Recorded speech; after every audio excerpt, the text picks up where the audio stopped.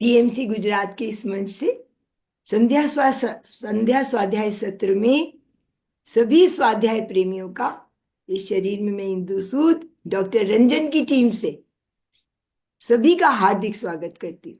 सभी को मेरा प्रेम भरा नमस्कार। तो फ्रेंड्स, हम लोग यहाँ पर देख रहे हैं, आजकल स्वाध्याय कर रहे हैं ब्रह्म विद्या के मोती थियोसॉफी की ये बुक। बहुत सुंदर सी मोतियों से जड़ी हुई ये जो माला है वो हम लोग यहाँ पर स्वाध्याय कर रहे हैं। और इसको करते करते हम लोग ने जो है 21 लेखों का संग्रह इसमें है। और हमारे ब्रदर यूएस पांडे जी के द्वारा, जो लखनऊ के हैं और बहुत थियोसॉफिस्ट हैं, कई सालों से वो थियोसॉफी में हैं। और हमारी जो यूपी एंड उत्तराखंड की जो है थियोसॉफिकल फेडरेशन के वो प्रेसिडेंट भी हैं। और भी किताबें उन्होंने लिखी हैं और ये उनकी पहली हिंदी की बुक है, ब्रह्म विद्या के मोती। तो ये फ्रेंड्स, इसमें हम लोग ने 17 तक के लेख हमने जो है ऑलरेडी हम लोग कर चुके हैं। और हर एक लेख अपने में जो है एक अद्भुत है, अद्भुत ज्ञान हमको हर एक लेख के द्वारा जो है प्राप्त हो रहा है। और आज हम जो है 18th वाले में पहुंच गए हैं, 7 की संख्या। और यस फ्रेंड्स, आज का जो चैप्टर है वो तो बहुत ही अद्भुत होने वाला है। क्यों? क्योंकि 7 का तो महत्व हम अपने जीवन में हमेशा देखते ही हैं, है ना। 7 को एक लकी नंबर भी माना जाता है, हमेशा ऐसे ही माना जाता है कि 7 is a lucky number for everyone. और 7 की बहुत सारी चीजें हम जनरल उसमें भी देखते हैं। 7 स्वर है हमारे, सरगम के 7 सुर, 7 हमारे इंद्रधनुष के रंग हैं, है ना। तो इस तरह बहुत सारी चीजें, और ये बहुत विस्तार में आज हम ये इसमें और भी चीजें जो है हम देखेंगे। तो इसके लिए हमारे साथ आज जुड़ी हैं दीपा सेकरिया जी, जो कि धन्यवाद। कोलकाता से है।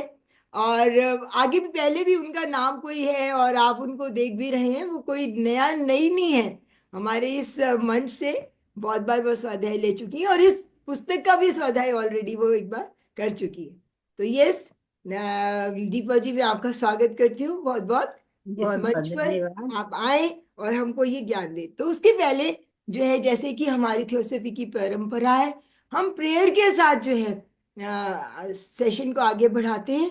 तो प्रेयर हम करेंगे। मैं प्रेयर कराती हूँ आपको। और एक बार मैं बोलूंगी और एक बार दीपा जी। अपने को म्यूट रखिएगा फ्रेंड्स, और अपने आप से ही आप जो है अपने बोल सकते हैं मन में अपने एकत्व का भाव, वननेस की फीलिंग के साथ हम ये जो है प्रेयर करेंगे। क्योंकि थियोसॉफी का जो मूल जो है उद्देश्य जो है, मूल जो लॉ है, जिसको आप कह सकते हैं आधार जो है, वो वननेस ही है ना। यूनिवर्सल ब्रदरहुड, सभी में वही एक चेतना है। तो इसके साथ हम प्रेयर स्टार्ट करते हैं।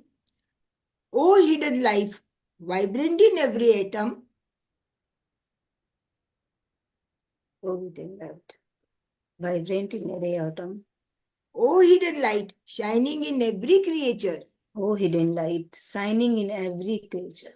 O hidden love, embracing all in oneness, Oh, hidden love, embracing all in oneness. may all who feel themselves as one with thee May all who feel themselves as one with thee know they are therefore one with every other.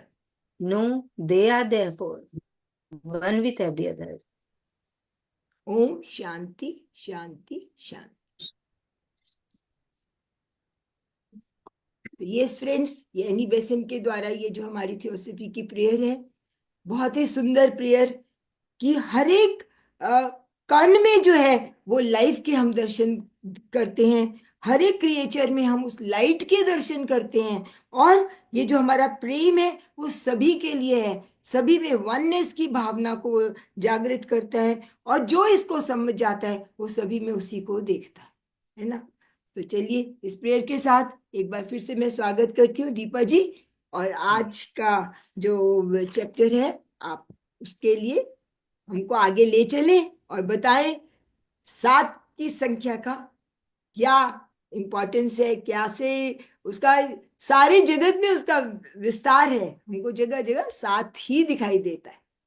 Yes. धन्यवाद। चलिए। Thank you Indu जी, बहुत बहुत धन्यवाद इतने सुंदर introduction के लिए। तो दोस्तों, पीएमसी गुजरात को बहुत बहुत धन्यवाद ये सुंदर बुक लाने के लिए, इतना सुंदर स्वाध्याय हम सब के लिए यहाँ पे प्रस्तुत करने के लिए। हम डिफरेंट डिफरेंट मास्टर्स आते हैं और स्वाध्याय की इस सुंदर पुस्तक के अलग अलग चैप्टर्स के द्वारा हम बहुत सारे ज्ञान को यहाँ पर समझाते हैं। जो यहाँ पर लिखा गया, उमा शंकर पांडे ओकुलिस्ट के ये भी बहुत बड़े ज्ञानी हैं और इन्होंने ये पुस्तक लिखी है हिंदी में। तो बहुत स्वर्णिम अवसर है हम सबके पास। मैं जितने भी व्यूअर्स हमारे यूट्यूब पे हैं, हमारे यहाँ पे जूम पे जुड़े हैं, उन सब से रिक्वेस्ट करती हूँ ये बुक आप जरूर पढ़ें। नहीं खरीदी है तो खरीद ले वापस से, ये बहुत सुंदर बुक है। संचित करने लायक बुक है। आप इसे चाहें तो अपने, बोलते हैं ना जैसे धन संचित करते हैं, तो ये बुक आप संचित कर लें। ज्वेलरी ना ले, ये बुक ले लें। तो मैं यही बोलूंगी, बहुत सुंदर पुस्तक है। और इस पुस्तक का आज जो चैप्टर नंबर है 18, सात की संख्या, सेप्टेनरी एनाटोमी। तो सात, हमारे जीवन में सात रंग, बोलते हैं ना, सात रंग भर गए जब जीवन में, तो जीवन एकदम खुशनुमा हो गया, सुंदर हो गया। सात रंग रेनबो यहाँ पे दिख रहा है हम सभी को, मेरे पीछे बैकग्राउंड में दिख रहा है। सात रंग का रेनबो जब दिखता, हम कैसे बच्चे की तरह खुश हो जाते हैं जब आसमान में रेनबो दिखाई देता है बारिश के दिनों में। तो हम क्या खुश हो जाते हैं, क्योंकि ये सात रंग हमारी बहुत सारी चीजों को दिखाते हैं। हमारी उर्वरता को दिखाते हैं, हैप्पीनेस को दिखाते हैं, अबंडेंस को दिखाते हैं, पीस को दिखाते हैं, लव को दिखाते हैं। हर चीज का ये सूचक होते हैं हमारे हर इमोशंस का। वैसे ही सेवन चक्रास जो हम बोलते हैं, हमारे जब जब तक ये सेवन चक्रा लाइन नहीं होंगे, we are not balanced in our life. तो ये सेवन चक्रास को भी डिनोट करते हैं। फिर सात सुर, बिना संगीत के तो जीवन अधूरा है। तो सारे गामा पाधा निसा, ये सात सुरों से सारा संगीत रच दिया जाता है। जितने भी संगीत के, जितनी भी महान रचनाएं हैं, इन सात सुरों के ऊपर ही आधारित है।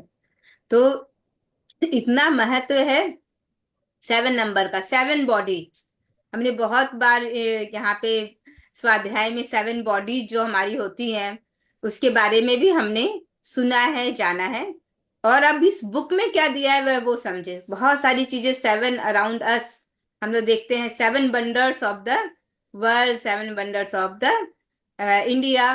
तो इतना तो हम जानते हैं, हमारे सात महाद्वीप, इन सब चीजों के बारे में तो हम भी जानते हैं। और क्या डिटेल में यहाँ बताया गया है वो आज हम जानेंगे। तो चलिए मैं शेयर करती हूँ।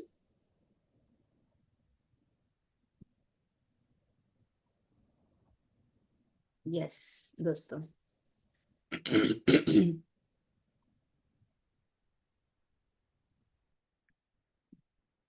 तो सात की संख्या, सात की संख्या हमारे यहाँ पे जो इस बुक में लिया गया है वो तथ्य कहाँ कहाँ से लिया गया है।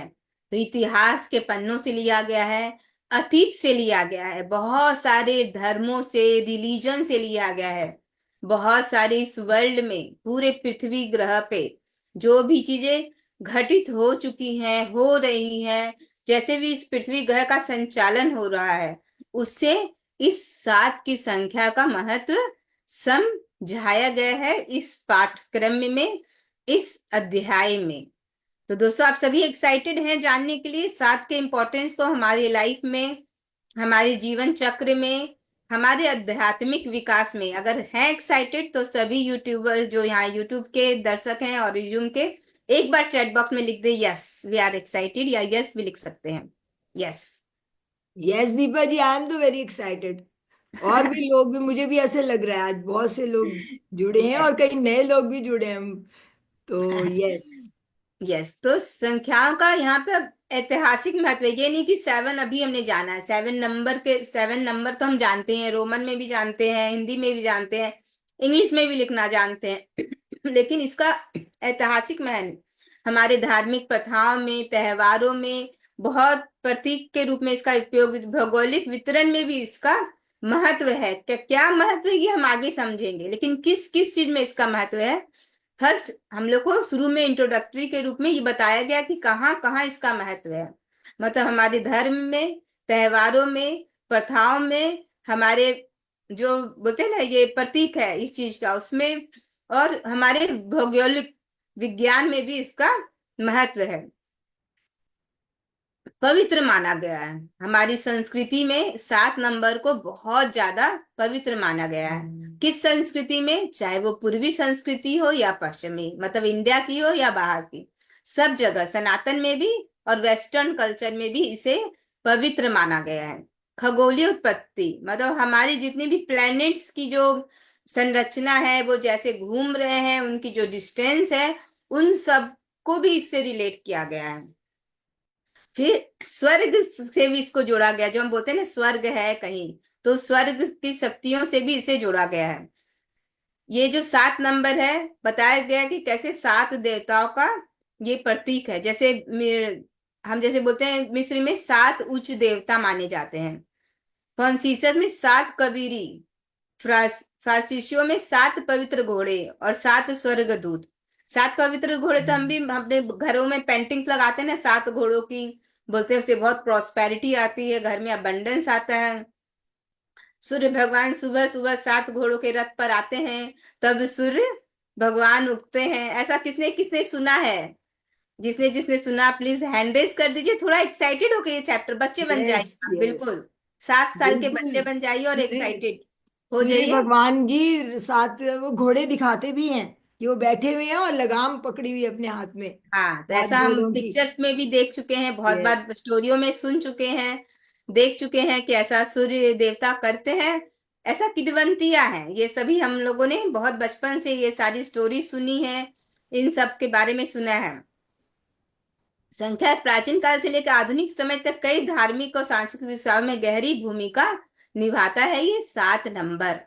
तो बहुत ही इंटरेस्टिंग जान पड़ रहा है ये 7 नंबर के बारे में जानना दोस्तों।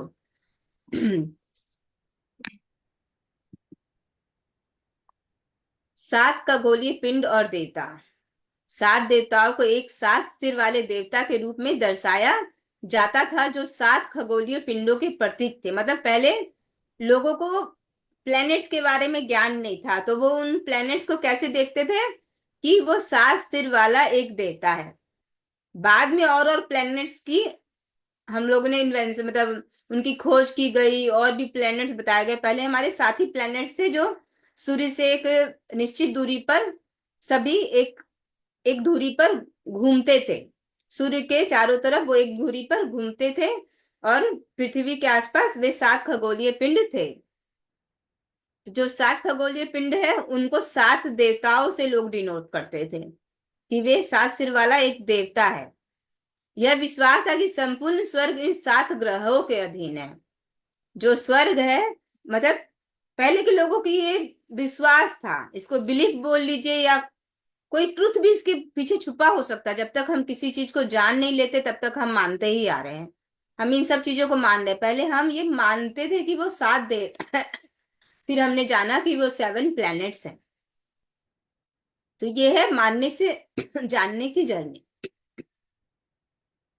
ब्रह्मवादी धर्म में सप्तलोक का विश्वास था, मतलब 7 स्वर्ग, 7 डायमेंशंस, 7 लोक। ये मैंने उस बुक में भी पढ़ा था, एक योगी की आत्मा कथा में भी 7 लोकों के बारे में बताया गया है। 7 स्वर्ग के, कि फर्स्ट हम स्वर्ग के एक लोक में पहुंचते तो वहां कैसा होता है, सेकंड लोक, थर्ड लोक, फोर्थ लोक। तो वो पुस्तक में आप इसके बारे में और डिटेल में जान सकते हैं। जो आर्यवर्त में उत्पन्न हुआ था, जो सभी दर्शनों का पालक और अन्य धर्मों की माता माना जाता था। मतलब ब्रह्मवादी धर्म में जो सनातन धर्म जिसे हम कर सकते हैं कि ये जो धर्म उत्पन्न हुआ है वो इन्हीं 7 स्वर्गों के द्वारा हुआ है, और ये सभी धर्मों की क्या है, माता है। तो हम ये वेस्टर्न के लोग भी आज मानने लग गए हैं कि सनातन धर्म क्या है, सभी धर्मों का जड़ है। मतलब ये जड़ है, ब्रांचेज अलग अलग है, हर एक धर्म जो उपजे हैं, चाहे वो मुस्लिम धर्म हो, चाहे वो क्रिश्चियन धर्म हो, या कोई भी धर्म, वो इसी से उपजा है। 7 अवस्थाएं और पुनर्जन्म। मिस्र के मोटापिस के अनुसार आत्मा के पुनर्जन्म में 7 अवस्थाएं थी, जो शुद्धि और परिनिपुता की और अग्रसर होती है। बौद्ध धर्म ने भी 7 में चरणों का विचार लिया, जिसे 7 मंजिलों के रूप में दर्शाया। यहाँ पे मैं दिखाना चाहती हूँ आपको कि कैसे एक आत्मा का, जो बोलते हैं ना, कैसे प्रोग्रेसिव वो प्रोग्रेस कर रही है। फर्स्ट स्टेज में एक आत्मा क्या रहती है, सर्वाइविंग मोड में। उसका फोकस क्या रहता है, रोटी कपड़ा और मकान। मतलब हम जन्म ले रहे हैं यहाँ पर, तो हमारा फोकस क्या है, अपनी फिजिकल वेलबींग पे है, रोटी कपड़ा मकान, सर्वाइवल मोड पे, कैसे भी सरवाइव करना है इस धरती ग्रह पर। तो हम उसे बोलते हैं इन्फेंट, बस अभी अभी जन्म लिया है। फिर कंफर्मिंग, अब हम उससे हो गए अब सेफ्टी मोड, अब हम रिलेशनशिप पे ध्यान दे रहे हैं, अब हम सेफ हो गए भाई, कपड़े रोटी कपड़ा मकान के लेवल से ऊपर उठ गए, अब हम रिलेशनशिप पे, फैमिली पे, फ्रेंडशिप पर, अब हम कम्युनिकेशन कर रहे हैं, मतलब समाज की रचना। अब हम समाज में, पहले जंगलों में रहते थे, फिर समाज में रहने लग गए मतलब यंग एज में आ गए। फिर डिफरनिएटिंग, मतलब फोकस ऑन सिक्योरिटी, अब हमें स्टेबिलिटी मिल गई, सेफ्टी मिल गई, अब सिक्योरिटी। सिक्योरिटी मतलब हम एफडी वगैरह करते हैं ना, वैसे ही। मतलब पॉजिटिव सेल्फ इमेज, हम पढ़ाई लिखाई कर रहे हैं, चीजों को जान रहे हैं। रिकॉग्निशन, हम कोई पदवी हासिल कर रहे हैं। अचीवमेंट्स, कॉम्पिटेंस, प्रोडक्टिविटी, एफिशिएंसी, इन चीजों पे हम अपने काम कर रहे हैं। फिर फोर्थ स्टेज, जो नीचे के 3 और ऊपर के 3 के बीच का बैलेंस क्रिएट करता है, वो है इंडिविजुएटिंग, कॉन्शियसली इवॉल्विंग। कॉन्शियसली हम लोग इवॉल्व हो रहे हैं, मतलब अब हम लोग को लग रहा है हमारे पास ये सब चीज तो है। जैसे बहुत सारे दर्शक जो अभी यहाँ सुन रहे हैं या यूट्यूब पे सुन रहे हैं, वो शायद इसी स्टेज पे हो सकते हैं कि वो लोग सोच रहे हैं कि स्वतंत्रता क्या होती है, ऑटोनॉमी क्या है, हम हमारी रिस्पॉन्सिबिलिटी क्या है, हम किस चीज के प्रति अकाउंटेबल है। इनोवेशन की ओर जा रहे हैं, मतलब मानने से जानने की यात्रा में आप यहाँ पे, आपके मन में सवाल उठ रहा है, मतलब आप क्यूरियोसिटी अब यहाँ पे पैदा हुई है। मतलब अभी आपने जानना शुरू नहीं किया, यहाँ क्यूरियोसिटी आई है। फिर उसके बाद सेल्फ एक्चुअलाइजिंग, मीनिंग एंड पर्पस। अब आप मीनिंग एंड पर्पस की खोज में निकल चुके हैं कि what is the purpose of my life, what is the meaning of I, why I am here on this earth. मैंने क्यों जन्म लिया है इस अर्थ पे, मैं क्यों आई हूँ, मैं क्यों आया हूँ, मेरा क्या पर्पस है जीवन का, मेरी आत्मा का उद्देश्य क्या है। Self expression, authenticity, integrity, inner alignment, purpose, creativity, clarity, transparency.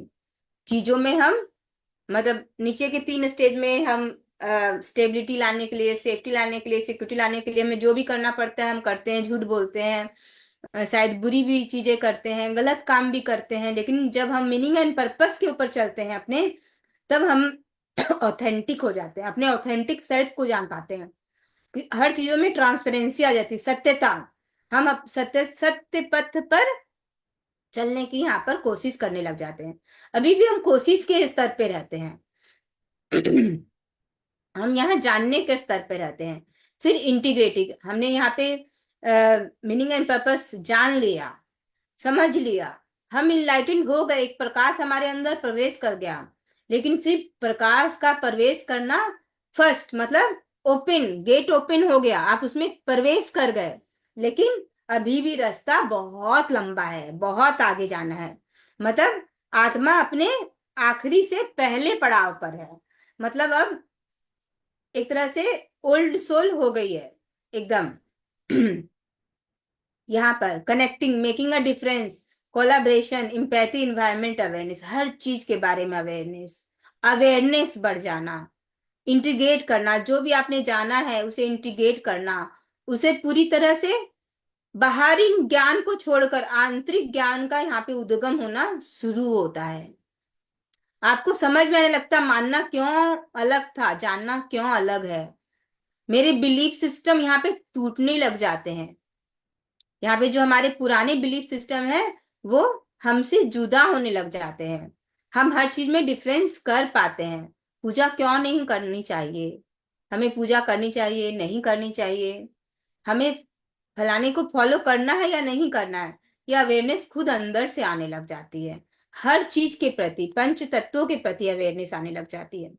फिर सर्विंग, जब हम इससे भी ऊपर लास्ट में एकदम मैच्योर सोल, तब हम क्या होता है, सोशिएटल इन्वॉल्वमेंट, हम सर्व करने लग जाते हैं। जो काम आज डॉक्टर एस रंजन की टीम कर रही है, या मैं कर रही हूँ, या बहुत सारे मास्टर आप लोग भी कर रहे होंगे, किसी ना किसी की तरह सर्विस देना, सेल्फलेस सर्विस, बिना किसी मोह माया लाग लपेट के सर्विस देना, कि बस मुझे लोगों को कुछ सिखाना है, कुछ बताना है, उन्हें जगाना है। तो creating the new future, oculist society में जो ज्ञान दिया जा रहा है, तो उससे न्यू फ्यूचर ही क्रिएट हो रहा है। जब आप चीजों को मानने बंद कर देंगे और जानने लग जाएंगे, तो अपने आप एक नया विजडम उत्पन्न होगा। एक लोटस ओपन हो गया, पूरी तरह से ओपन हो गया, अब वो बंद नहीं होने वाला है।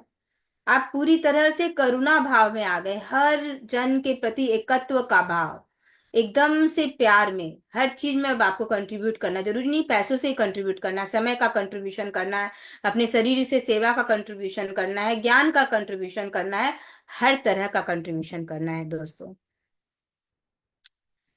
तो ये है हमारी आत्मा के 7 तरह के, जो आत्मा जब हमारी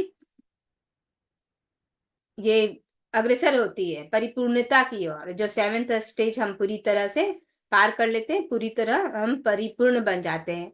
और ये 7 स्टेजेस में हम कम से कम मिनिमम 400 450 जन्म लेते हैं इस धरती ग्रह पर दोस्तों। यस फ्रेंड्स, 400 to 450, और हो सकता है कोई कोई केस में तो 1000 जन्म भी हमको लेना पड़ते हैं इन 7 साइकिल्स को बार बार जीने के लिए, समझने के लिए। लास्ट का जो स्टेज होता है उसके लिए हमें 4 to 5 जन्म लेने पड़ते हैं।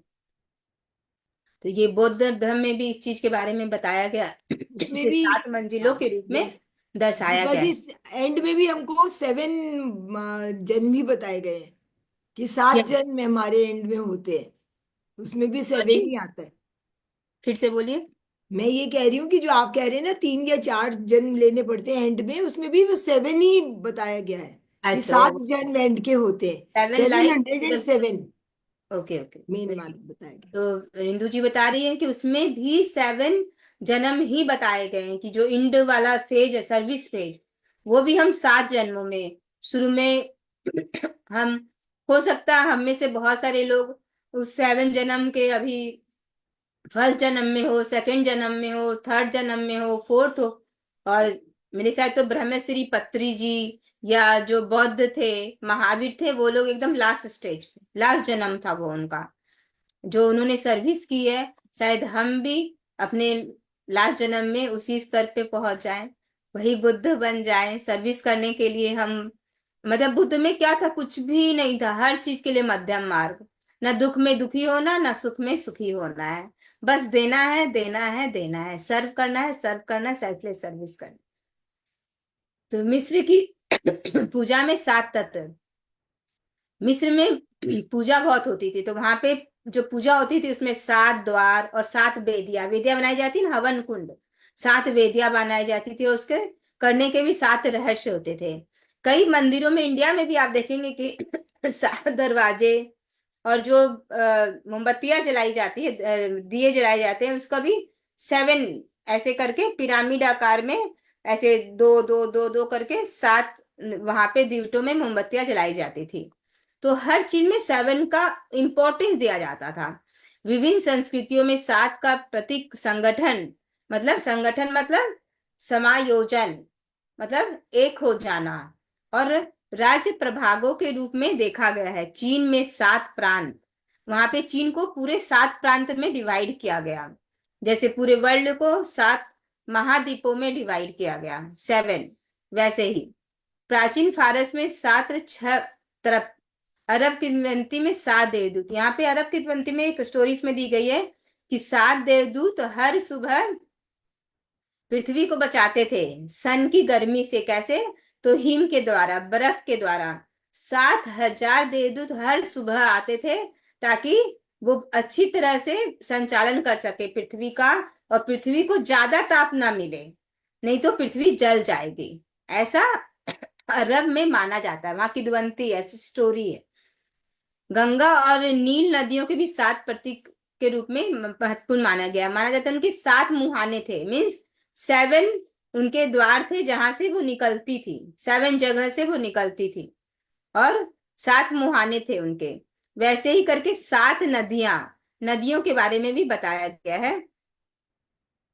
नील, दजला, फरात, ऑक्सस, यकाट, अराक्स और सिंधु, 7 प्रमुख नदियां बताई गई है। मतलब 7 कितनी जगह आ रहा है, आप देख रहे हैं कितनी जगह रिपीट हो रहा है।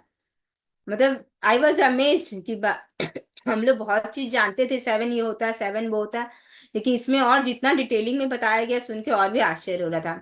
7 के प्रतीक, 7 का अंक विभिन्न प्रतीकों में महत्वपूर्ण था, जैसे 7 कोस, माना जाता था 7 धन के कोष हैं जो कभी खाली नहीं होते, जो हमेशा प्रचुरता में भरे रहते हैं। 7 स्वर्ण से भरे नगर, तो उसमें 7 सिटीज ऑफ गोल्ड, उसमें एक सिटी है एल डोराडो। लंका भी एक सिटी थी जिसे स्वर्ण नगरी, लंका को बोलते हैं ना स्वर्ण नगरी, रामायण में भी हमने सुना है कि उसे स्वर्ण नगरी बोला जाता था। तो लंका है, या भारत के भी बहुत सारे ऐसे नगर, जैसे अमृतसर, जिसे गोल्डन, वहां पे गोल्डन टेम्पल है, सुना है आपने, गोल्डन सिटी भी बोला जाता है उसे। तो 7 ऐसे नगर हैं जिन्हें 7 सिटीज ऑफ गोल्ड बोला जाता है। वैसे ही 7 दुनिया के आश्चर्य, तो प्राचीन में अलग थे, अभी वर्तमान में अलग है। वर्तमान में ताजमहल को भी शायद ऐड कर लिया गया है, ग्रेट वॉल ऑफ चाइना को भी ऐड कर लिया, लेकिन पहले अलग थे। गिजा का महान पिरामिड, बेबुलिन के झूलते उपवन, अर्टेमिस का मंदिर, ओलंपिया में जीएस की मूर्ति, Colossus of Rhodes, lighthouse of Alexandria, Mausolus of Halicarnassus. तो जिनको जीके भी जानना है तो उनका जनरल नॉलेज यहाँ पे बहुत अच्छा हो सकता है, बहुत बढ़ सकता है। ये हमारे प्राचीन विश्व के 7 आश्चर्य थे। क्यों 7 ही आश्चर्य बोला गया, क्यों 8? तो बोलते 8वां अजूबा मिलना मुश्किल है, 7 ही आश्चर्य होते हैं। क्यों 7 से ही से इंगित किया गया? क्यों हमेशा 7 वंडर्स ही बोला जाता, 8 वंडर्स नहीं बोला जाता, वाई?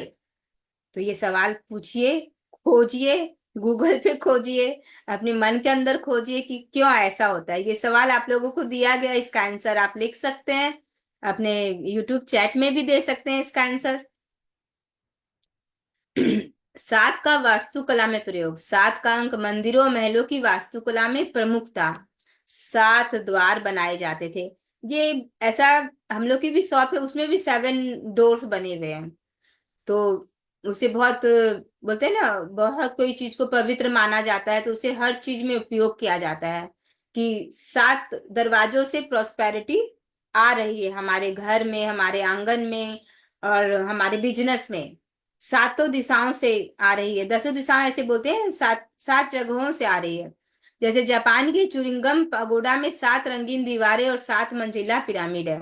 वहां पे ऐसे ही मकान ज्यादा बनाए जाते हैं, 7 जहाँ पे मंजिलें होती हैं, और वहां पे 7 मंजिला पिरामिड भी है। मतलब जापान में भी इसका महत्व है।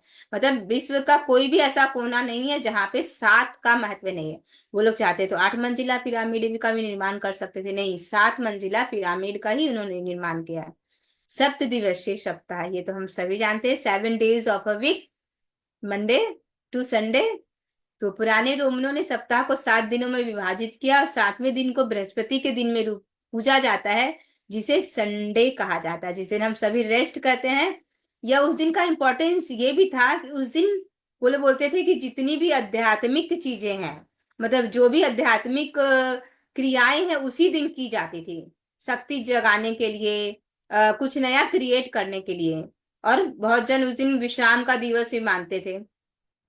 रामायण और भारतीय वास्तुकला, रामायण में भारतीय राजाओं के निवास में 7 आंगनों का उल्लेख है। यस, पहले के पुराने घरों में 7 आंगन बनते थे, कि कम से कम 7, इतना बड़ा घर होना चाहिए कि 7 आंगन। मेरे घर में 2 आंगन, तो आपके घरों में कितने आंगन हैं? या आंगन अभी तो फ्लैट्स में नहीं होते हैं, जो बहुत गांव से जुड़े हुए हैं, गांव में जिनके घर हैं, वो आंगन का महत्व जान सकते हैं कि हम लोग कितना आंगन में खेले हुए हैं। बारिश होती थी तो हम लोग वहां पे नाव चलाते थे।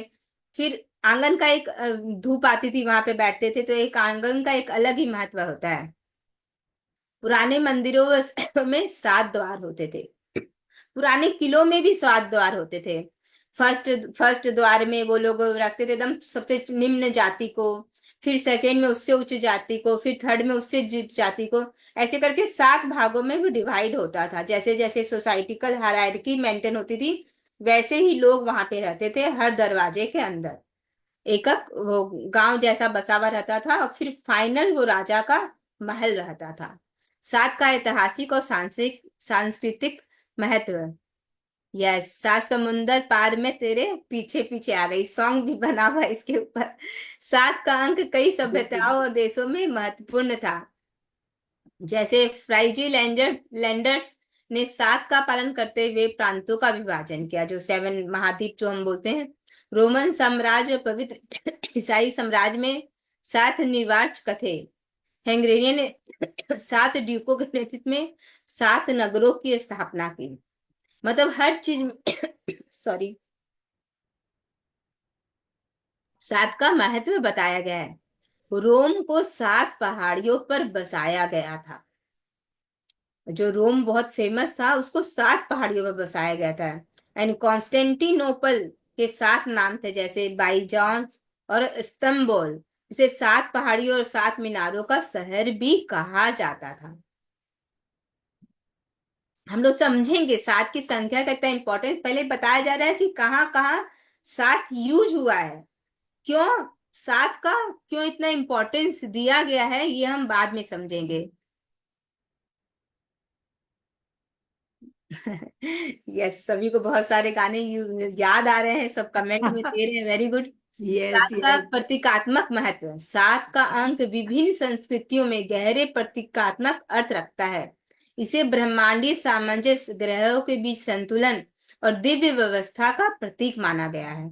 मतलब जो distance between one planet to another planet है, उसमें भी 7 का इंपॉर्टेंस है। ये आपको कैलकुलेट करना होगा। जो डिस्टेंस है एक प्लेनेट से, वो भी 7 के ही नंबर से डिविजुअल है, ऐसा डिस्टेंस वो है। तो अगर किसी को यहाँ पे आइडिया इस बारे में, तो वो लिख सकते हैं चैट बॉक्स में। क्योंकि ये 7 ग्रहों के बीच का संतुलन, उनके बीच के जो डिस्टेंस और जो दूरी पे वो लोग घूमते हैं, जिस स्पीड में वो लोग घूमते हैं, वो सभी एक दिव्य व्यवस्था को दर्शाता है कि कितनी सुंदर व्यवस्था है जो इस 7 के द्वारा संचालित की जा रही है ना खूबसूरत दोस्तों। इस 7 हमें दिख भी नहीं रहा, लेकिन इस 7 के द्वारा कितना कुछ, ये पूरा ब्रह्मांड संचालित हो रहा है। और बड़े सुव्यवस्थित ढंग से हो रहा है ना, ये भी यस, बात है। व्यवस्थित ढंग से हो रहा 7 का हर एक जगह बहुत ही महत्व हम लोग यहाँ पर जो है देख रहे हैं। है। यस, 7 ग्रह और महिलाओं के शरीर। पूर्वी विचारों के अंश 7 ग्रहों का प्रतिनिधित्व महिलाओं के शरीर के 7 हिस्सों, बहुत ध्यान से सुनिए जितने भी महिलाएं यहाँ पर हैं, क्या 7 ग्रहों का प्रतिनिधित्व महिलाओं के 7 शरीर के 7 हिस्सों से किया जाता है। सिर, गर्दन, हाथ, पैर, कान, नाक और कमर। और इन सब 7 जगहों पे हम इंडियन तो गहने पहनते थे पहले। नाक में नथनी, कान में भी टॉप्स, फिर सर पे भी वो मांग टीका, हाथ में कंगन, पैरों में पायल, फिर नाक में तो मैंने बताया ही नथनी, कमर में कमरबंद। यस। तो ये सजाया जाता था। और जैसे पैरों में चांदी पहननी है, और हमें हाथ में स्वर्ण पहनना है, नाक में हमें एक कांटा पहनना है, क्यों उसमें छेदा जा रहा है उसको। तो इन सब का रेलेवेंस था हमारे हेल्थ पॉइंट से। वो हमारे अंदर के सातों, बोलते हैं ना, चक्रास को बैलेंस कर रहा है। उसको ये भी बोला जाता है, वो सारे 7 चक्रा, मतलब पहले की महिलाएं क्यों इतना ज्यादा बीमार नहीं पड़ती थी, क्योंकि वो 7 जगह गहने। और बहुत सारे लोग इस चीज को अभी भी फॉलो कर रहे हैं, पहन रहे हैं। जो हमारे यहाँ पे हम कंगन पहनते थे और कुछ भी काम करते थे, तो हमारी नसें सारी दबती। ये नसें दबती, अपने आप ही एक्यूप्रेशर हो जाता है। पैरों में पायल पहनना, और सिर्फ महिलाएं नहीं पहनती थी, पहले पुरुष भी पहनते थे। पहले पुरुष भी यहाँ कान में बड़े बड़े ऐसे करके बाला टाइप का पहनते थे, माथे पे पगड़ी लगाते थे। वो लोग कोई गहना नहीं पहनते थे तो पगड़ी लगाते थे। गले में वो एकदम मोटी मोटी चांदी की वो लोग पहनते थे। फिर कमर में वो लोग गमछा बांधते थे। पैर में भी वो लोग मोटा मोटा चांदी का पहनते थे। तो पहले जेंट्स लोग भी पहनते थे। तो इससे रेलिवेंस है कि हमारे पांचों तत्व बैलेंस रहते हैं शरीर के अंदर, हमारे सारों सातों चक्रा बैलेंस रहते हैं। और ग्रह जिसको हम मतलब ज्योतिषी में अगर हम जाएं तो हम अपने जो कुंडली को कैसे डिनोट करते हैं, 7 ग्रहों से, कि ये ग्रह, शुक्र ग्रह आपका अच्छा नहीं चल रहा है, बृहस्पति ग्रह अच्छा नहीं चल रहा है, बुध ग्रह भारी है, ऐसा कुछ बोलते हैं ना। तो वो ग्रहों का भी बैलेंस इन गहनाओं, इन आभूषणों से किया जाता था। पाइथागोरस एक बहुत बड़े जो बोलते हैं ना उसको मैथमेटिशियन, बहुत सारी उन्होंने चीजें डिफाइन की। सात को प्रकृति में देवीय व्यवस्था और सामंजस्य का प्रतीक मानते हैं, जो मैंने फर्स्ट में बोला ना कि कैसे यहाँ पे पूरी दिव्य व्यवस्था सात के द्वारा संचालित हो जा रही है। तो पाइथागोरस ने इस चीज को प्रूफ किया है, कैसे 3+1+3 के द्वारा दिव्य त्रय और एकता का संयोजन, मतलब तीन, फिर उस तीन का जब तीन और तीन का जब गठबंधन हुआ तो बने सात। और ये सात मिलकर, तो यहाँ पे तीन क्या है और तीन क्या है। जो फर्स्ट थ्री है वो है हमारी आत्मा, हमारी चेतना और उच्च तत्व। और लास्ट थ्री क्या है, हमारे तीन तत्व, क्या तत्व, भूमि, जल और अग्नि। और इन सब का जब समाजन, मतलब जब आकाश, स्पेस एलिमेंट इससे मिलता है और ये जब मिलते हैं तब हमारी ये पूरी व्यवस्था वही होती है। मतलब ये जो वायु, मतलब प्राण शक्ति जब मिल जाती है तभी तो एक मनुष्य बनता है ना।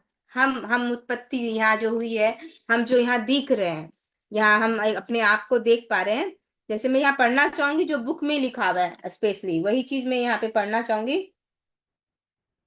जैसे प्रकृति का सामंजस्य 7 ग्रहों के बीच अंतरिक्ष के कुंजी पटल पर बसता है, वैसे ही अ, संख्या 3 और 4 के बीच के मिलन से युक्त संख्या 4 7 प्रतीकात्मक रूप से ब्रह्मांड के साथ देव का मिलन का संकेत करती है। मतलब ब्रह्मांड के साथ देव का, ईश्वर का मिलन। और जब ब्रह्मांड और ईश्वर का मिलन होता है तो कौन उत्पन्न होता है, मानव। यह हम समझ चुके हैं ईश्वर क्या है उस चैप्टर में, जो सेकंड या थर्ड चैप्टर था इस पुस्तक को। तो जिन्होंने भी नहीं सुना है वो जाकर मनुष्य क्या है और ईश्वर कौन है, ये 2 चैप्टर्स बहुत ध्यान से सुने। उसमें ये आपको बहुत अच्छे से डिफाइन होगा कि जब ईश्वर और ब्रह्मांड मिलता है तब मानव बनता है। ईश्वर भी मनुष्य के रूप में आने के लिए की चाहत रखते हैं, क्यों रखते हैं, तो वहां आप जाके समझ सकते हैं। संगीत और सात की संख्या, यह सारे गामा पाधा निसा, तो ये सात का सामंजस्य होता है। जो ध्वनि गूंजती, बोलते हैं ना ब्रह्मांड में एक ध्वनि गूंजती है, अपनी ही एक ध्वनि होती है ब्रह्मांड की, जो हर समय, जो हम बोलते हैं ना ओम की ध्वनि गूंजती है, तो उसमें भी 7 सुरों का सामंजस्य है। वो भी जो बना वो मतलब उसमें भी ये 7 पूरे सुर हैं। और ये जो जैसे ग्रहों के बीच की दूरी ब्रह्मांडीय संगीत को दर्शाती है। तो जो मैंने बोला सॉरी, ग्रहों के बीच की जो दूरी है वो भी एक संगीत की तरह है, उनमें जो डिफरेंस है उसका जो आप कैलकुलेशन पे ध्यान देंगे तो आपके लगेगा कोई सुर ऊंचा, कोई नीचा, कोई सुर ऊंचा, कोई ऊपर, वैसे ही वो दूरी भी है। 7 का धार्मिक और सांस्कृतिक प्रभाव, संख्या 7 का महत्व धार्मिक और सांस्कृतिक दृष्टिकोण से भी देखा गया है। जैसे ईसाई धर्म में मध्यकाल में इसका उपयोग पवित्रता और दिव्यता के प्रतीक के रूप में हुआ है। जैसे क्राइस्ट बनता है ना यहाँ पर, तो इसे भी 7 का ही समायोजन बोला जाता है। क्यों, मतलब ये 3 खंड और ये 4 खंड, लंबाई में 4 खंड और यहाँ पे 3 खंड मिलके ये बनता है क्रॉस। आप देखेंगे हमेशा ये चौड़ाई कम होती है और लंबाई जो जो बनता है उसका वो लंबाई ज्यादा होती है। तो लंबाई में एक खंड, एक स्क्वायर ज्यादा होता है, चौड़ाई में एक स्क्वायर कम होता है। और इन दोनों के समायोजन से एक बनता है बहुत अच्छा ये क्राइस्ट का ये प्रतीक। तो इसे, ये भी 7 का समायोजन, इसको हम बहुत अच्छे से आगे समझेंगे। 7 का वास्तुकला में उपयोग, 7 का अंक वास्तुकला में महत्वपूर्ण था। जैसे कोलोन कैथेड्रल और रेंसबर्ग के डोमिनिकल गिरजाघर में इसे लघुतम विवरणों में दिखाया गया है। 7 का सांस्कृतिक और धार्मिक महत्व, सात का अंक विभिन्न धार्मिक और सांस्कृतिक प्रथाओं में प्रमुख था। यूनान में 7 ऋषि थे, सप्त ऋषि। इंडिया में भी सप्त ऋषि का बहुत मन है। वहां पे 7 ऋषियों को दिखाया गया है। मध्यकाल में 7 मुक्त कलाओं का अध्ययन किया जाता था। तो उनमें प्रमुख है, जैसे व्याकरण, संगीत, खगोल विज्ञान, और भी 4 तरह की यहाँ पर विद्याएं थी, जिनको में 7 कलाओं में जो निपुण है वही सच्चा राजा होता है, वही सच्चा शासक होता है। 7 कलाओं में निपुण उसमें होता था, जो संगीत में भी निपुण है, व्याकरण में भी है, खगोल विज्ञान में भी है, जो सामाजिक विज्ञान में भी है, जो कि कला मतलब कि हर चीज की मतलब कि सोमरस में भी जो पूरा तरह से परिपूर्ण है। तो ये 7 कलाएं एक मनुष्य के अंदर जब परिपूर्ण, वो बैलेंस उससे बोला जाता है कि ये 7 कलाएं हैं इस मनुष्य के पास। जैसे कि वो अकबर के दरबार में 7 कलाओं के 7 अलग अलग वो थे, महारथी थे, शामिल थे। मुस्लिम शेख उल इस्लाम महत्वपूर्ण बैठकों में 7 उलेमाओं को बुलाते थे। मुस्लिम तीर्थयात्रियों द्वारा काबा की 7 परिक्रमा की जाती है। 7 का न्यायिक और सामाजिक प्रभाव। मध्यकाल में 7 गवाहों के सामने शपथ ली जाती, मतलब कोई भी शपथ ली जाती थी, किसी चीज के लिए भी एग्री किया जाता था, 7 गवाहों के सामने शपथ ली जाती थी, और शपथ लेने बाद 7 बार रक्त छिड़का जाता था।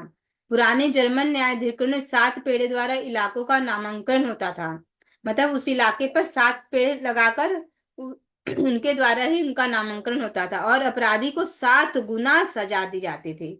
मीन्स हर चीज को 7 में डिफाइन किया गया। 7 का परिवार और पौराणिक संदर्भ। पौराणिक कथाओं में अक्सर पात्र 7 पुण्यों से संपन्न, मतलब राजा, पात्र मतलब राजा 7 पुण्यों से संपन्न होते थे। पश्चिम में 7वें पुत्र के 7वें पुत्र को, 7वें पुत्र के मतलब 7वें पोते को विशेष महत्व दिया जाता था, और जर्मनी में 7 राजा 7वें बेटे को गॉड फादर बनने से मना नहीं कर सकते थे। 7 का व्यापार और शांति संधि में उपयोग। शासक किसी झगड़े या शांति संधि के दौरान 7 या 49 उपहारों का आदान प्रदान करते थे। तो है ना, ये सब फैक्ट्स जान के बहुत अमेजिंग लग रहा है या नहीं लग रहा आप लोगों को? एक्साइटमेंट है या नहीं कि कितनी सारी चीजें हम लोग 7 की संख्या के बारे में जान रहे हैं जो हम नहीं जानते थे, कि 7 इतना इम्पोर्टेंट रखता था हमेशा से। हमेशा से हम लोग बोलते हैं 7 7 आर्क एंजल बहुत इंपॉर्टेंट। अभी हम एंजल्स के बारे में बहुत ज्यादा जानते हैं तो बोल के 7 नंबर्स के बारे में, लेकिन ये हमेशा से इम्पोर्टेंट था दोस्तों। मतलब पुराने लोग भी मानते थे, इतिहास में भी ये भरा पड़ा है, इसलिए इस बुक में भी इसको इतना इम्पोर्टेंस दिया गया अलग से एक चैप्टर के रूप में। किसने किसने बचपन में लेटते हुए अपनी छत से 7 सितारे गिने हैं, जो एक स्पून का आकार ले लेता था, जिसे हम सप्तऋषि भी बोलते हैं इंडिया में, 7 स्टार्स। किसने किसने किया है प्लीज चैट बॉक्स में बताए, किसने किसने एक्टिविटी की है, कितना हम लोग एक्साइटेड होके करते थे। 7 का अंक विभिन्न संस्कृतियों और धार्मिक महत्वपूर्ण भूमिका निभाता है। उदाहरण के लिए ईसाई पादरियों में 7 बार शैतान के साथ अनुबंध पर हस्ताक्षर होते थे। मतलब 7 मतलब कोई तोड़ नहीं सकता ये अनुबंध, मतलब पक्का हो गया। जैसे हमारे विवाह में, इंडिया में विवाह में 7 फेरे लेकर विवाह को पक्का किया जाता है, 7 वचन लेकर विवाह को पक्का किया जाता है। यस और नो? किसने किसने 7 फेरे लिए हैं और किसने किसने 7 वचन ग्रहण किए हैं? सभी हैंड रेज कर दे, अब तो यस। एक्साइटेड हो जाए। और यस, नहीं, और यस दीपा कर जी दे। ये भी क्या कहा जाता है, 7 जन्मों तक साथ रहेंगे, है ना? हाँ, ये सात भी कहा जन्मों जाता का है। साथ है। और एक बात मुझे और भी बचपन की याद आ रही है यहाँ पर, कि हम हाँ लोग बचपन में वो पिट्ठू खेलते थे ना। हाँ, 27 सभी को वो याद सब। होगा, वो हाँ हाँ, स्टोन्स रखते थे ना, तो वो 7 ही होते थे। मुझे वाह अब एकदम क्लिक करा कि वो वाह। बड़े से छोटे से होते थे, और वो बॉल के साथ मार के फिर भागना होता था। तो बहुत लोगों वेरी ने वो गुड। खेला भी होगा। तो दैट यस, वाज बता। आल्सो 7। तो यस फ्रेंड्स, यहाँ पर देखिए इतने सारे, और यहाँ के नहीं, हम लोग तो ऐसे ही जानते हैं ना कि इंडिया में ही, लेकिन बाहर की देखिए कितनी सारी चीजें हम, है ना। कोई भी ऐसा हम्म। देश है नहीं जहां पर कि हम 7 का महत्व नहीं देख रहे ऐसे हैं ना। नहीं था। अरब में, इजिप्ट में, सभी जगह हमने देखा each and every city, each and yes, every. सभी रिलीजन्स में उसका आप देखिए यहाँ पर कितना हमको पता चल रहा है विस्तार पूर्वक। तो तो यस, युद्ध भी 7 साल 7 महीने 7 दिनों तक, जितने भी बड़े बड़े युद्ध हुए हैं उनकी आप डेट्स देखेंगे तो वो 7 साल 7 महीने 7 दिनों तक चले। परियों की कहानी में भी राजकुमारी 7 साल तक सो जाती थी, सम्मोहन में रहती थी, ऐसा यूज होता था। 7 परियां आके उसको जगाती थी, सम्मोहन को राजकुमार आके 7 साल बाद तोड़ता था। फिर मानव जीवन को भी 7 का महत्व, इसको भी 7 कालखंडों में विभाजित किया गया है। 7 महीने में फर्स्ट टीथ आता है शिशु का। फिर 7 महीने में शिशु बैठना सीखता है। फिर शुरू कर 14 देते महीने में हैं। शिशु चलना प्रॉपर सीख जाता है। फिर 21 मंथ में शिशु बोलना सीख जाता है।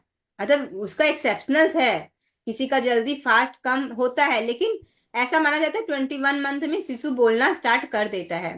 फिर 28 मंथ, फिर 35 मंथ में यस, ये thirty multiplication five of month में 7 का शिशु ये फीडिंग लेना यहाँ पे बंद कर पता देता चल है, रहा है। मदर का दूध लेना बंद कर देता है। 14 ईयर्स का एक शिशु अपना जीवन खुद बनाने लगता है, मतलब वो दूसरों पे निर्भर रहना उसका बंद हो जाता है। 14 साल के पहले उसका जीवन कैसे बनता है, समाज से बनता है, अपने परिवार से बनता है। 14 साल के हम लोग क्या बोलते हैं, टीनेजर, टीनेजर हो गया, अब वो खुद अपनी चीजों को समझना शुरू कर देते हैं। और 21 साल के बाद हमारी हाइट बढ़ना, हम बढ़ना, हमारा मस्तिष्क बढ़ना बंद हो जाता है। अब हम जो सीख लिए फिर वही, लेकिन मतलब ये सब एक्सेप्शनल इसके हर जगह है। पहले पुराने जमाने में 7 फीट हाइट मानी जाती थी एक मनुष्य की, फिर घटते घटते जो इवोल्यूशन के पार्ट में अब हाइट कम हो गई है। अब 6 फीट, 6 फीट से बहुत ही लोग कम ऊपर होते हैं। तो पहले दरवाजों की हाइट भी 7 फीट रखी जाती थी। मतलब कोई भी आप पुराने चर्च में जाओ, कोई भी मंदिर में जाओ, वहां दरवाजों की हाइट कम से कम 7 फीट या उससे ऊंची ही होती थी। सात और हिंदू धर्म में सात का विशेष महत्व है, जैसे सप्त ऋषि, सप्त लोक, सप्त पर्वत, सतपुड़ा के घने जंगल। सातपुड़ा मतलब 7 पर्वत के घने जंगल, सप्त समुद्र, सप्त द्वीप और सप्त वृक्ष। इन प्रतीकों की उत्पत्ति हिंदू धर्म ग्रंथों में पाई जाती है। भारतीय संस्कृति में सात का गहरा स्थान है। गूढ़ और गुप्त विद्याओं में सात, सात का अंक गुप्त विद्याओं में भी महत्वपूर्ण है। इससे प्रकाश, जीवन और मिलन की पवित्र संख्या माना जाता है। साथ में मतलब क्या है, ये प्रकाश, जीवन और मिलन की पवित्र संख्या। जब प्रकाश और जीवन का मिलन होता है तब ये जीवन चक्र है जो हमारा परिपूर्ण होता है। तो ये हम पहले समझ चुके हैं। प्रकाश कब जब मिलता है जीवन से, जब हम सब चीजों को जान ले देते हैं, अवेयरनेस में आ जाते हैं, हम सर्विस करने लग जाते हैं। तो जीवन चक्र और मनुष्य के अस्तित्व से जुड़ा हुआ है।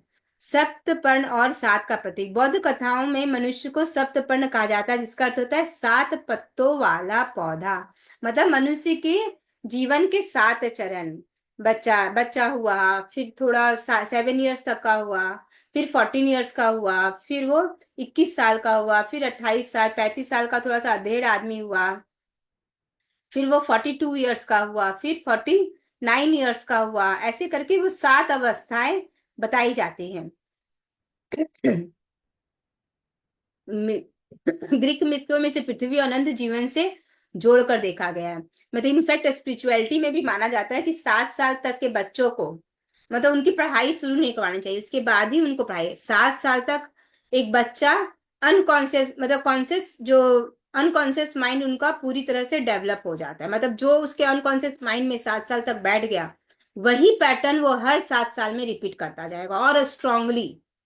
इसलिए हम लोग इनर चाइल्ड हीलिंग करते हैं। 7 साल में पहले वो चीजों को अपने अंदर लेता है, फिर अगले 14 साल तक उस चीजों को वो पक्का करता है, फिर 21 साल तक उस चीजों को दोहराने लगता है, और 28 साल में और पक्का करके दोहराने लगता है। मतलब वही चीजें बार बार, वही पैटर्न अलग अलग रूप में वो दोहराने लगता है।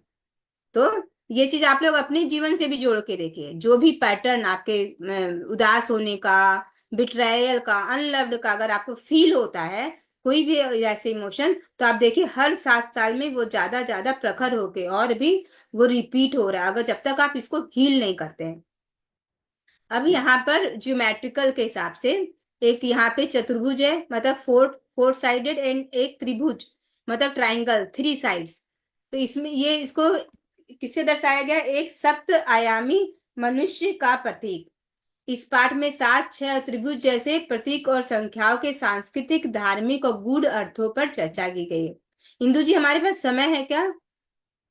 हाँ, थोड़ा सा फास्ट चलना पड़ेगा, 5 अच्छा। मिनट का ही रह गया है समय। पर थोड़ा सा कोई बात नहीं, 5 मिनट और ले लेंगे, थोड़ा सा हाँ, तो से। यहाँ पर ये जो प्रतीक आपको दिखाया जा रहा है ना, आप देखेंगे ये बहुत जगह आपकी कुंडली में भी यूज होता है, और हर जगह एक स्टार में भी यूज होता है, और हर जगह आप इसको देखते हैं। ये जो, तो ये यहाँ पे इसकी कितनी भुजाएं हैं? 6 भुजाएं हैं। लेकिन यहाँ पे जो बीच का स्पेस है, वहां पे वो मिल सेंटर हो रहा है, मतलब वो प्रकाश में, वो बिंदु में वो सेंटर हो रही है सब चीजें। तो यहाँ शरीर के 6 आयामों को दर्शाता है, 4 दिशाएं, उत्तर, दक्षिण, पूर्व, पश्चिम, और 2 आकाश और भूमि। और इन सब का जहां मिलन हो रहा है वो आत्मा, आत्मा के साथ जब मिलन हो रहा है तो वही है संपूर्णता, वही है परिपूर्णता। 7 और त्रिभुज, 2 त्रिभुजों के मिलन से बने प्रतीक, जैसे सोलमन की मुहर, इसे ही कहते हैं सोलमन की मुहर, जो मैंने यहाँ पे दिखाया है, जो हमारे समाज का भी प्रतीक है। संख्या 7 और 3 का सम्मिलित सम्मिलन दर्शाते हैं। यह प्रतीक जीवन, ब्रह्मांडीय संतुलन और तत्वों के, मतलब 5 तत्वों, जीवन और ब्रह्मांडीय संतुलन, इन सब के मिलन का संकेत है। यहाँ पर 3 अग्नि और जल से मिलन से उत्पत्ति के विचारों को व्यक्त किया गया है, जो भारतीय और पश्चिमी में गूढ़ विद्याओं में समान है। संख्या 6 और शुक्र ग्रह, पाइथागोरस और प्राचीन विद्वान संख्या 6 को शुक्र ग्रह से जोड़ा गया है, जो जीवन और प्रजनन की शक्ति का प्रतीक है। यहाँ 2 लिंगों को मिलन और तत्वों की उत्पत्ति के विचार से जुड़ा है। मतलब जब 3 और 3 मिलते हैं मतलब 7 होते हैं, 3 और 3, और बीच बीच में जब उनका जो मिलन हो रहा है, मिलन मतलब एक नंबर और, तो वो 7 बन जा रहे हैं, मतलब किसी की उत्पत्ति कर पा रहे हैं। मतलब सिर्फ 3 और 3 मिलकर उत्पत्ति नहीं कर सकते, जब 7 आया बीच में तब जाके उनके द्वारा उत्पत्ति हुई। पृथ्वी पर 7 देवताओं का उल्लेख किया गया, जो पिता किरण के रूप में कार्य करते हैं। ये देवता अपने सार का बलिदान करते हैं, जिससे जीवन अस्तित्व में आता है। सभी प्राणियों में चैतन्य होता है। संख्या 3 और 4 आत्मा, जो मैंने आपको समझाया था ना, 3 क्या है? 3 है हमारी चेतना, आत्मा और परम तत्व। और 4 क्या है? 4 तत्व। क्या क्या तत्व?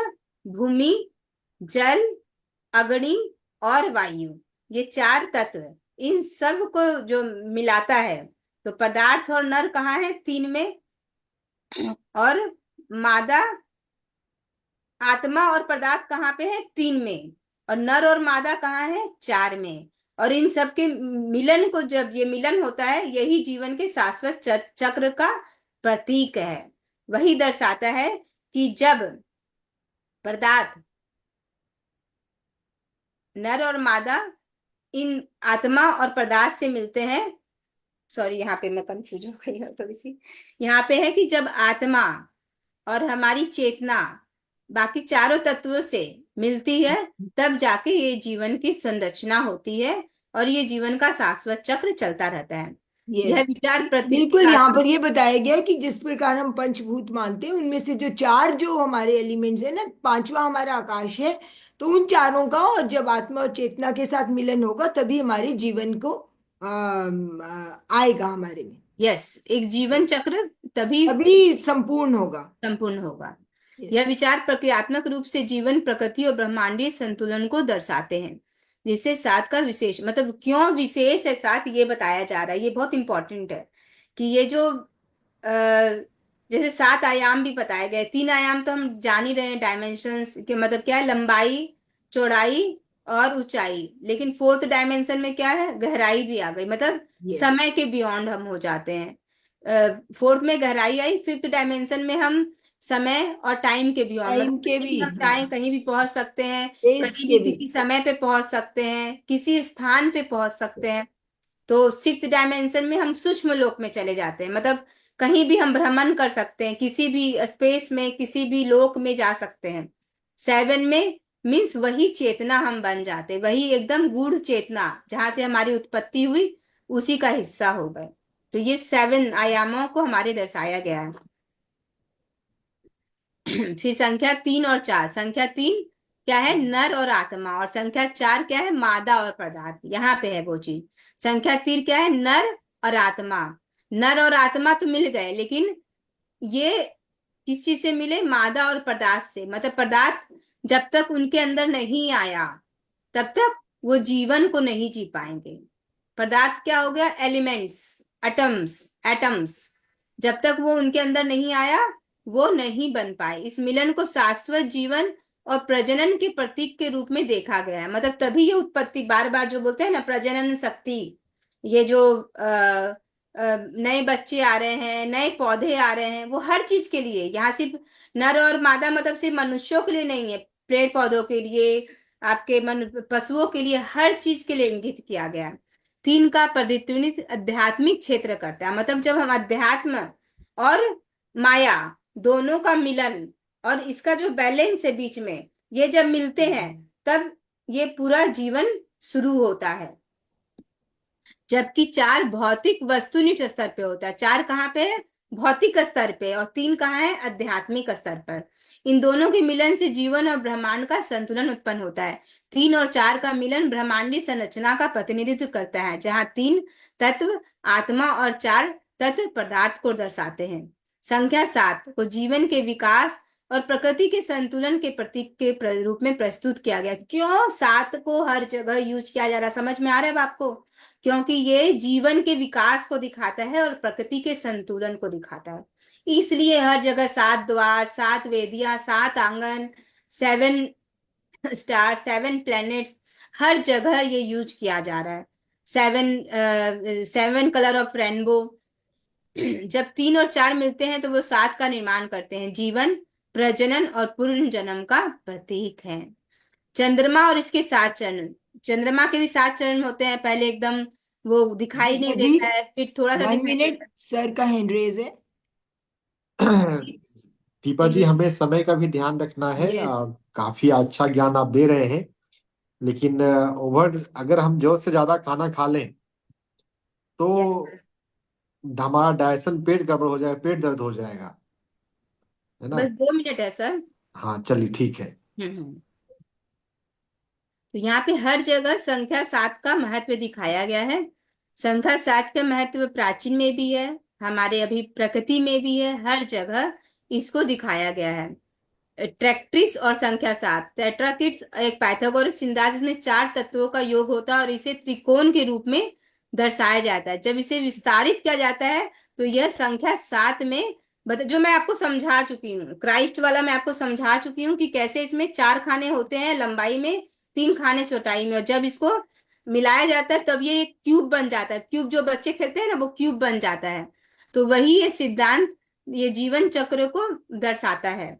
का घन रूप, जब टेट्राकिड्स का घन रूप में रूपांतर 7 को जन्म देता है, जो जीवन के कारक तत्वों का प्रतीक है। इसे पवित्र माना गया है और इसका उल्लेख इसलिए हर जगह 7 यूज हो रहा है। प्राचीन काल में 7 दिन का सप्ताह, चंद्रमास, 7वें दिन का महत्व, हर चीज को बहुत महत्वपूर्ण माना जाता था, जो 7 से रिलेटेड है, कि ये गुप्त शक्तियों का आह्वान करते हैं। ये दिन इतना इंपॉर्टेंट है, ये भी मैं समझा चुकी हूँ। तो संख्या 7 को पवित्र और विशिष्ट माना जाता था क्योंकि यह प्रकृति और ब्रह्मांड के गहरे रहस्यों से जुड़ा था। इस प्रकार संख्या 7 प्राचीन गणनाओं, धर्मों और गूढ़ विज्ञान में एक महत्वपूर्ण और पवित्र संख्या मानी जाती है, जो जीवन और ब्रह्मांड की गहरी संरचनाओं और सिद्धांतों से जुड़ी है। थैंक यू, धन्यवाद दोस्तों। इसलिए 7 नंबर इतना इम्पोर्टेंट है, हर जगह इसका यूज हुआ है, इतिहास में भी और वर्तमान में भी हो रहा है। Yes. Thank you and sorry. Yes. Yes, thank you Deepa ji, बहुत अच्छे ढंग से आपने बताया, विस्तृत रूप से। Yes sir. तो दोस्तों, जो हमारे यहाँ पर जूम पर 35 पार्टिसिपेंट्स और यूट्यूब पे भी कुछ होंगे, तो आपको इस चैप्टर, आज के चैप्टर से जो संख्या 7 का महत्व, इसका क्या आध्यात्मिक या व्यवहारिक उपयोग करना है, या ऐसा इस चैप्टर से क्या आपको लर्निंग मिली, वो भी हम चिंतन करें, डिस्कस करें। जो भी बोलना चाहते हैं बोल सकते हैं।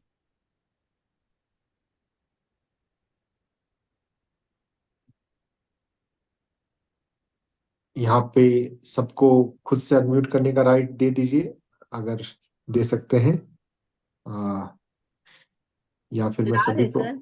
हाँ। यस, कर सकते हैं सर, कोई भी। हाँ, तो बोलिए जो भी बोलना चाहे।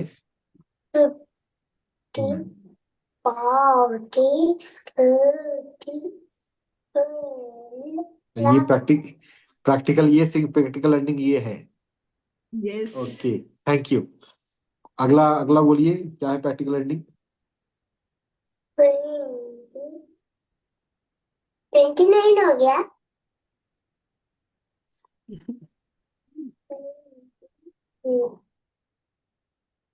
Yes friends. Anshu Juneja ji, doctor Bela Malik, कोई भी बोल सकते हैं। यस। आज के चैप्टर से आपको सीखने को क्या मिला? दीपा जी ने इतनी मेहनत करी, कुछ तो बताइए कि क्या आपने सीखा क्या?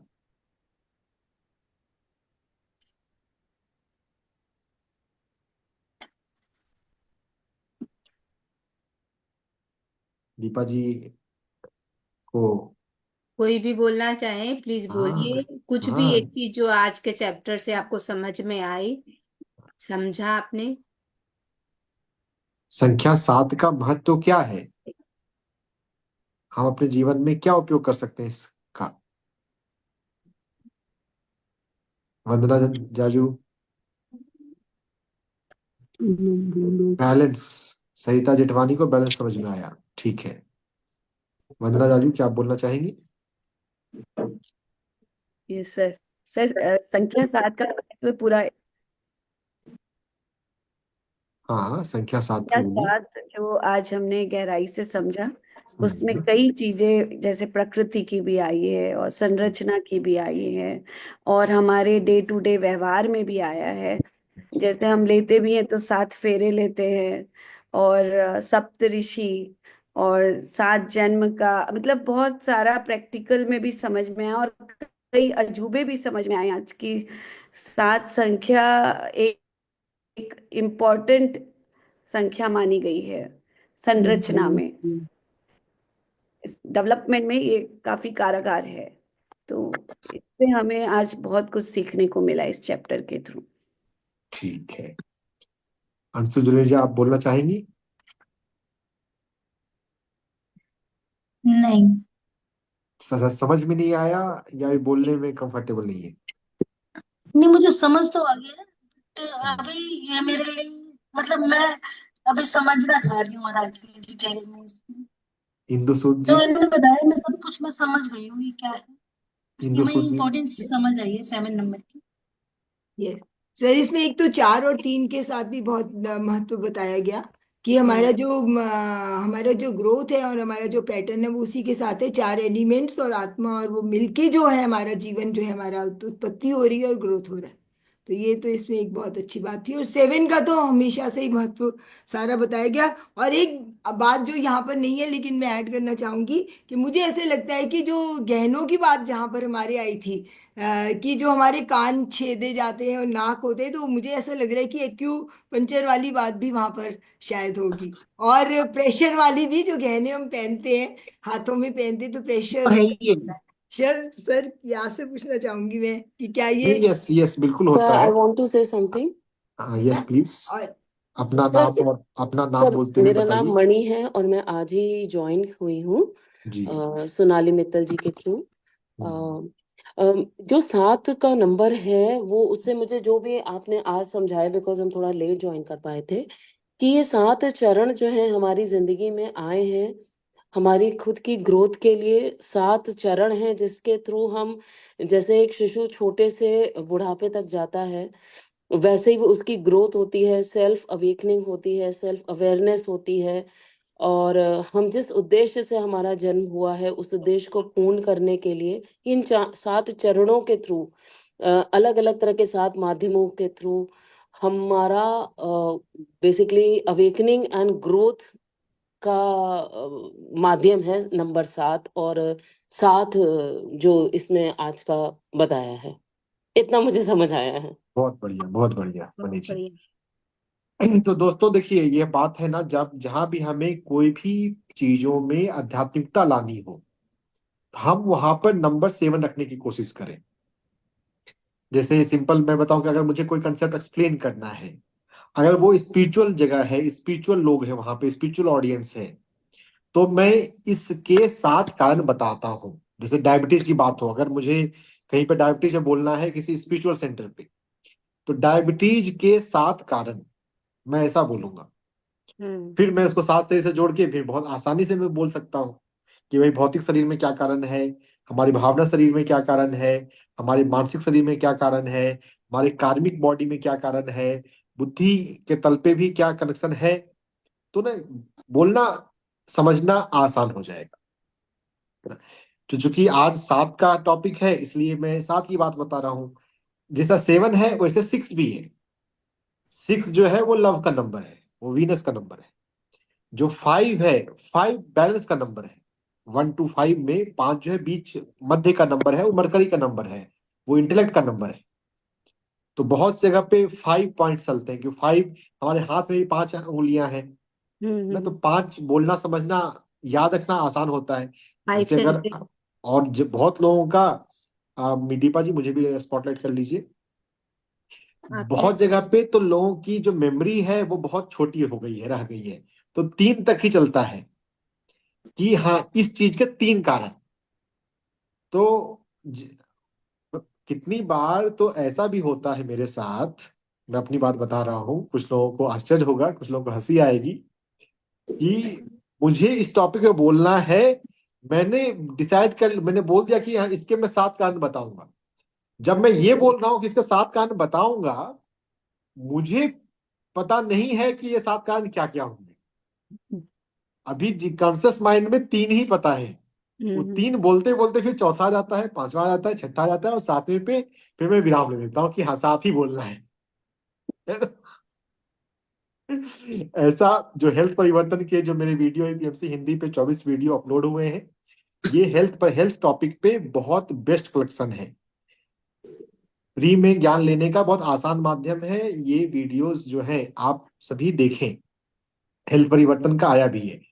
तो उसमें जो लास्ट वीडियो है जिसमें पंचकोश उसका थंबनेल है, उसमें मैंने कैंसर, ऑटो इम्यून डिसऑर्डर और कोई भी बीमारी को दूर करने के लिए 7 टिप्स की बात करी है। तो उस रिकॉर्डिंग के दौरान भी ऐसा ही हुआ। अभी उदयपुर में नेचर रिट्रीट था, उसमें कई जगह पे संवाद हुआ, तो उसमें भी बिल्कुल ऐसा ही निहाल सर ने पूछा कि हाँ इस चीज के लिए आप बताएं। ठीक है, मैं 5 पॉइंट बताऊंगा। मतलब 5 ये थोड़ा बोलना समझना याद रखना आसान होता है कि लोग 5 हाथ पे कर सकते हैं।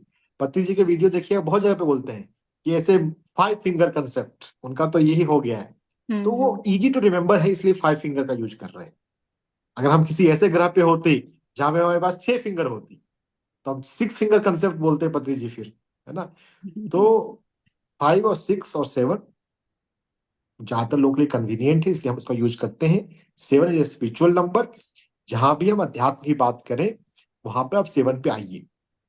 और हमारी जो सेप्टेनरी एनाटॉमी है, 7 शरीर, है ना, तो हम 7 शरीर में, हम वो कंसेप्ट तो थियोसॉफी में सबसे ज्यादा बात करी है ना, man and his bodies.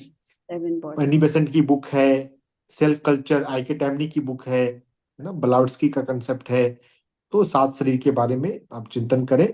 Theosophy का जो मेन टॉपिक है, मतलब कई सारे यहाँ पे पॉइंट हैं। अब प्रेयर में जब हम शुरू करते हैं तो वननेस है, जब हम 3 प्रिंसिपल की बात करते हैं तो ब्रदरहुड है, कंपैरेटिव स्टडी है, और हमारे हिडन डॉर्मेंट पोटेंशियल को एक्सप्लोर करना, समझना, उसको एक्टिवेट करना है ना।